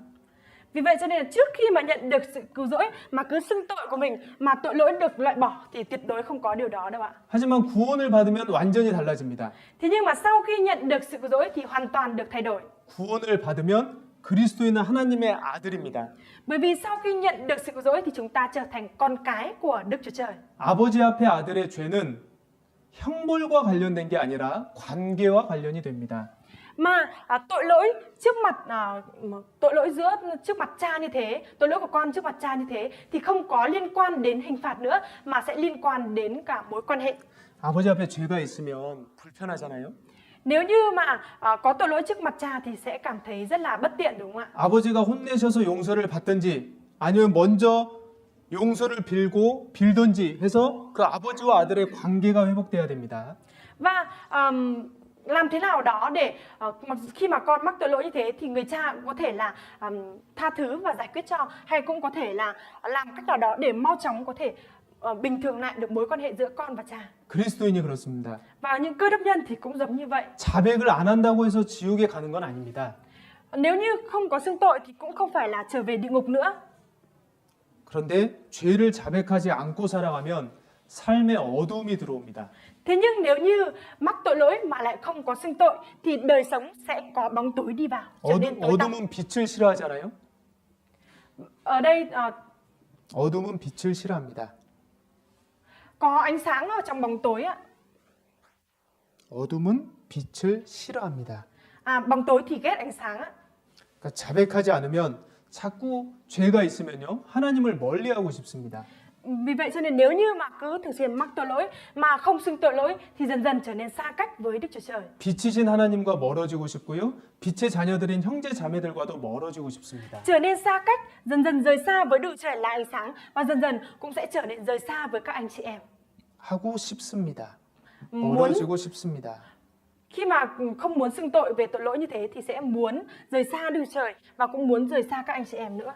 교회 오기가 싫어집니다. Và cũng ghét việc đi đến hội thánh. 형제 자매들 만나는 게 꺼려집니다. Và cũng cảm thấy e ngại khi mà gặp các anh chị em. 그런데 하나님 앞에 정말 죄를 자백할 때 하나님은 새로운 마음을 주십니다. Thế nhưng khi mà chúng ta thực sự xưng tội trước mặt Đức Chúa Trời thì Đức Chúa Trời sẽ ban cho chúng ta một tấm lòng mới. 여기 자백하면이라고 써진 이 요한 1서라는 성경도 구원받은 사람들에게 보낸 편지잖아요. Và ở trong sách Giăng nhất đoạn này thì cũng có nói về cái việc xưng tội. Đây cũng chính là nội dung mà gửi cho chúng ta những người đã nhận được sự cứu rỗi. 자, 그런데 죄의 질이 크면 너무 큰 죄를 지으면 하나님이 그냥 넘어가진 않으십니다. Thế nhưng nếu như cứ cố ý mắc tội lỗi và cái tính tội lỗi cứ liên tục gia tăng như thế thì Đức Chúa Trời sẽ không có bỏ qua 징계가 있습니다. mà sẽ có sự trừng phạt, sự sửa phạt. 구원받은 사람이 고의로 다른 사람을 속이고 고의로 다른 사람의 돈을 가져간다든지 고의로 그런 나쁜 죄를 지으면 하나님이 징계를 하십니다. Nếu như những người mà đã nhận được sự dỗi cố ý lừa dối người khác hay cố ý lấy tiền của người khác thì Đức Chúa Trời sẽ không bỏ qua mà sẽ có sự sửa phạt từ Đức Chúa Trời. 히브리서 12장입니다. Chúng ta mở sách Hebrew đoạn 2 đoạn 12.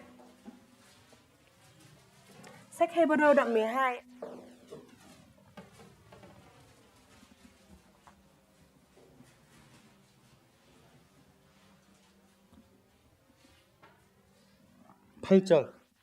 함께 읽겠습니다. Đoạn 12 câu 8 chúng ta cùng đọc ạ. Nhưng nếu anh 징계는 em 다 không 받는 chịu sửa phạt 것이오늘 như mọi người 너에게 con đều 없으면 phải chịu thì anh em 사생자요 là 참 con ngoại 아들이 tình chứ không phải 아니니라. con thật. 아들에게는 징계가 있습니다. Đối với những người con thì có cái sự sửa phạt ạ. 아들이 더 잘 되게 하기 위해서. Để cho con cái của mình có thể trở nên tốt đẹp hơn. 그래서 내가 잘못 살고 어떤 죄들을 많이 짓고 있는데 징계가 없다. 이것도 정말 위험한 겁니다. Và khi mà mình mắc rất là nhiều những cái điều sai lầm, mắc nhiều tội lỗi mà lại không có việc gì xảy ra, không có sự sửa phạt thì cái hoàn cảnh này thực sự là rất nguy hiểm. 왜냐하면 징계가 없으면 사생자라고 하셨잖아요. Bởi vì ở trong này Chúa có nói rằng nếu như không có chịu sửa phạt thì là con ngoại tình. 자, 그래서 구원받은 그리스도인의 죄는 하나님 앞에 자백을 해야 하고 그런 과정을 통해서 하나님이 또 새로운 마음을 주시고 마음을 회복시켜 주신다. 라고 말씀드릴 수 있습니다. Và ở đây cũng có thể nói rằng là khi mà những cơ đốc nhân như chúng ta mắc tội lỗi thì chúng ta hãy xưng tội với Đức Chúa Trời để chúng ta có thể đón nhận được cái tấm lòng mới mà Đức Chúa Trời ban cho và Chúa có thể hồi phục lại cho chúng ta. 싹, 이삭 그리고 곡식입니다. Ở đây đó chính là cây mạ, cây đồng và cây hạt. 곡식은 몸의 구원을 말합니다. Và lúa mì ở đây đó chính là 몸의 구원. nói về sự cứu rỗi về cơ thể ạ. 우리 몸이 예수님과 같은 몸으로 변하는 겁니다. Và cơ thể của chúng ta sẽ trở nên biến hóa, trở nên giống như cơ thể của Đức Chúa Giêsu. 영광스러운 몸, 아프지 않은 몸, 능력의 몸이 됩니다. Chúng ta sẽ được biến hóa thành cơ thể không có đau đớn, cơ thể vinh quang và đẹp đẽ. 죄를 짓지 않는 몸이 됩니다. Và sẽ trở thành thân thể không sẽ mắc tội lỗi nữa. 기대되지 않으십니까? Chúng ta không chờ đợi sao ạ? 우리도 구원을 받았지만 내가 원하지 않게 어떤 죄에 대한 생각, 죄에 대한 마음이 올라올 때 괴로운 게 있잖아요. Mà mặc dù chúng ta đã nhận được sự cứu rỗi, thế nhưng cũng có những lúc mà cái tính tội lỗi hay những cái suy nghĩ sai lầm cũng dâng trào lên trong chúng ta. 원하지 않을 때 악한 생각, 어떤 그런 죄의 마음이 떠오를 때 괴로움이 있지 않습니까? Cũng chẳng phải là có những cái suy nghĩ gian ác, những cái suy nghĩ không có tốt nó cứ dâng trào lên trong tấm lòng chúng ta và quấy rối chúng ta hay sao? 그런 몸에서 완전히 해방이 됩니다. Và cái cơ thể như thế thì hoàn toàn sẽ được giải phóng. 그래서 예수님의 몸처럼 변하는데요. Và chúng ta sẽ được trở nên biến hóa giống như thân thể của Đức Chúa Giêsu. 제자들이 유대인들이 무서워서 그러니까 예수님께서 돌아가시고 유대인들이 무서워서 이렇게 방 안에 모여 있었습니다. Khi mà Đức Chúa Giêsu đã qua đời thì các môn đồ quá sợ hãi những người Do Thái cho nên đã đóng cửa lại và nhóm họp lại với nhau trong một cái phòng. 그때 부활하신 예수님께서 그 안에 나타나셨습니다. Và lúc đó thì Đức Chúa Giêsu đã xuất hiện ngay ở trong chính của cái căn phòng đó. 문을 통과할 수 있는 몸. Đó là thân thể có thể đi qua được khỏi cánh cửa. 그리고 부활하시고 제자들과 40일 동안 계시다가 하늘로 승천하셨습니다. Và khi mà Chúa ở đó cùng với các môn đồ ở trên thế gian này khoảng 40 ngày nữa, sau khi mà phục sinh như thế được ở trên 40 ngày nữa và sau đó thì Chúa đã quay trở về trời. 예, 하늘로 날 수 있는 몸이 됩니다. Chúng ta sẽ trở nên có cái thân thể được biến đổi, được bay lên trên trời. 예, 그래서 이 몸이 주님 오시는 날 정말 호련히 순식간에 변화됩니다. Và thực sự cái thân thể này của chúng ta sẽ được biến hóa trong khoảnh khắc giống như Chúa Giêsu. 그래서 자신의 외모 때문에 너무 속상해하지 마십시오. Vậy nên chúng ta cũng đừng quá cảm thấy tự ti về cái bản thân và cái thân thể của chúng ta bây giờ. 쌍꺼풀 수술 할까 하지 말까 고민하지 마십시오. Chúng ta cũng hãy đừng có lo âu là có nên đi nâng mí hay là không nâng mí. 네, 성형 수술, 시술 걱정하지 마십시오. Mà chúng ta cũng đừng lo lắng về việc là có đi thẩm mỹ viện hay là không. 어차피 7, 80년 있으면 벗어야 될 몸입니다. Bởi vì đáng nào cái cơ thể này cũng là cái cơ thể sẽ được lột bỏ sau khoảng 70 đến 80 năm nữa. 네, 그래서 주님 오시는 날 우리는 주님과 같이 우리 몸이 완전히 변화가 되는데 그게 몸의 구원입니다. Vì vậy cho nên sự cứu rỗi về thân thể của chúng ta, cơ thể của chúng ta, đó chính là việc mà thân thể của chúng ta sẽ được biến đổi trở nên vinh quang giống như Đức Chúa Giêsu cho đến ngày mà Chúa đến. 빌립보서 3장입니다. Chúng ta mở sách Philip đoạn 3 20절, 21절입니다. Sách Philip đoạn 3 câu 20 câu 21.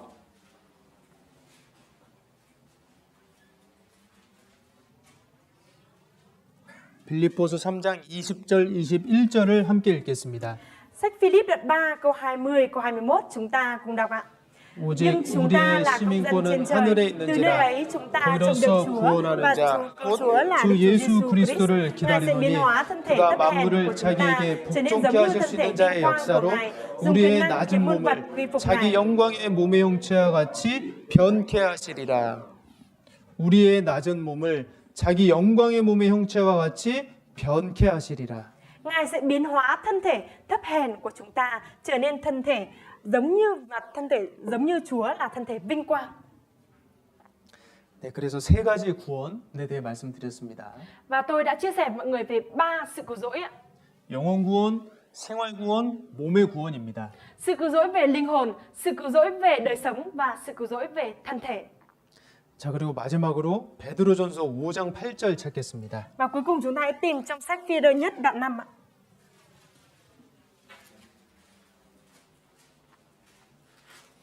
함께 읽겠습니다. Đoạn 5 câu 8 ạ, chúng ta cùng đọc ạ. 베드로전서 5장 8절입니다. Sách Phi-rơ nhất đoạn 5 câu 8 ạ. 찾으셨으면 함께 읽겠습니다. 베드로전서 5장 8절입니다. Phi-rơ nhất đoạn 5 câu 8 ạ. Nếu như đã tìm thấy chúng ta cùng đọc ạ. Hãy tiết lộ và tỉnh thức 깨어라 kẻ 너희 thù anh em 대적 là ma quỷ 마귀가 như 우는 sư tử cầm 사자같이 thép đang rình rập 두루사지며 xung quanh anh em 삼킬 자를 tìm người để 찾나니 cắn nuốt. 네, 신앙생활에 대적이 있습니다. Và cũng sẽ có những kẻ thù trong đời sống đức tin. 마귀, 세상, 육신입니다. Đó chính là ma quỷ, thế gian và dục thể. 특히 마귀는요. 구원받은 사람이 구원받은 사람답게 살지 못하도록 공격합니다. Và đặc biệt đó chính là ma quỷ. Ma quỷ nó công kích, nó tấn công để cho những người mặc dù đã nhận được sự cứu rỗi không thể thực hiện đời sống đức tin được. 너희 대적 마귀가 우는 사자처럼 두루다니며 삼킬 자를 찾고 있습니다. Và ma quỷ thì là những kẻ đang rình rập xung quanh để tìm người để cắn nuốt. 끊임없이 불화살을 쏩니다. Và bây giờ cũng đang liên tục bắn những cái tên lửa vào chúng ta. 그 마귀의 불화살은 맞으면 다 타버리잖아요. Và cái tên lửa như thế thì cuối cùng sẽ làm trở nên đốt cháy hết. 어떻게든 그리스도인을 넘어뜨려서 그리스도인이 그리스도인답게 생활하지 못하도록 합니다. Và nó làm một cách nào đó để có thể những cơ đốc nhân không thể nào sống một đời sống, thực hiện đời sống đức tin giống như một cơ đốc nhân được. 조심하셔야 됩니다. Chúng ta cần phải cẩn thận nhé. 하지만 하나님께서는 내가 신앙생활을 잘할 수 있도록 도와주시고 보호해 주십니다. Thế nhưng Đức Chúa Trời thì để cho chúng ta có thể thực hiện đời sống đức tin tốt đẹp được thì Chúa luôn luôn bảo vệ và giúp đỡ cho chúng ta. 영상 하나 보겠습니다. Chúng ta hãy xem một cái đoạn video. 여기 보면은 이제 애기 곰이 나오는데요. 애기 곰. Con gấu con. 네, 그리고 이제 사자 같은 어떤 살쾡이가 나옵니다. Và cũng có một cái hình tượng đó giống như con sư tử. 이 사자를 마귀로 보시고 애기 곰을 이제 막 구원받은 그리스도인 바로 나라고 생각하면 되겠습니다. Chúng ta chỉ cần suy nghĩ là con sư tử chính là ma quỷ và còn con gấu con đó chính là chúng ta, là những người đã nhận được sự hứa là được.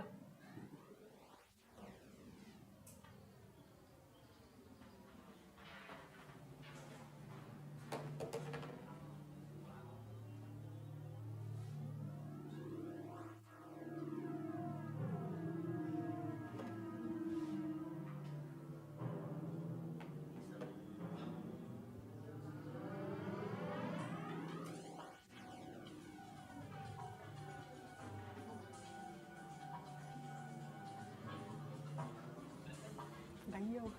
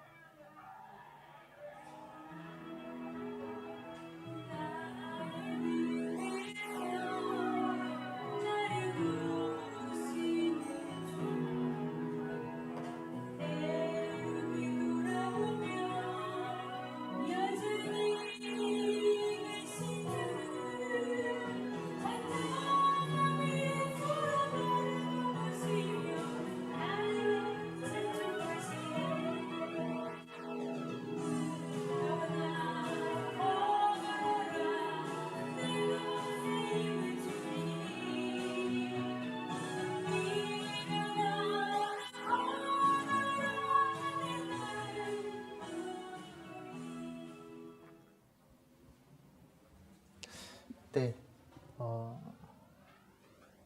끊임없이 사단의 방해가 있습니다.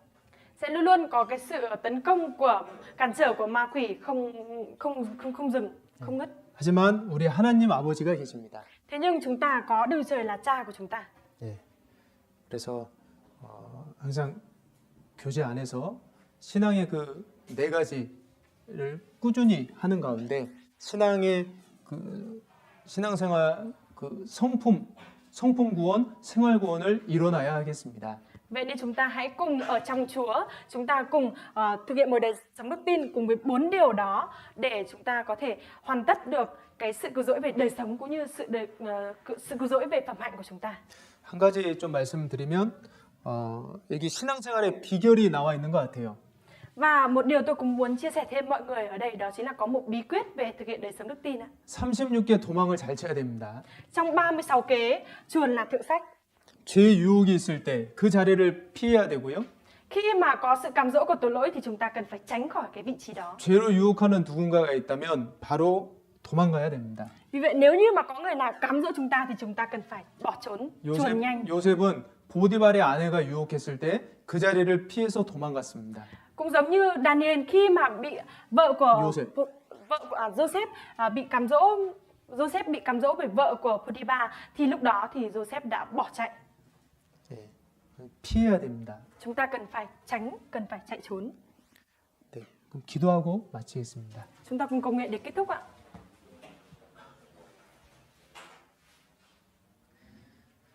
하나님 저희를 은혜로 구원해 주심에 감사드립니다.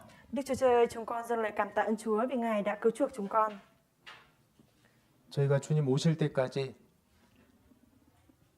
주님의 은혜에 합당하게 살아갈 수 있도록 인도해 주시옵소서. Vậy xin Chúa Ngài dẫn dắt chúng con để chúng con có thể sống một đời sống xứng đáng với Chúa cho đến ngày chúng con được gặp Chúa. 제가 주님 오실 때까지 주님 몸된 교회 안에 온전히 거할 수 있도록 도와주시옵소서. Nguyện xin Chúa Ngài giúp đỡ để con luôn luôn có thể được ở trong Chúa cho đến ngày Chúa đến.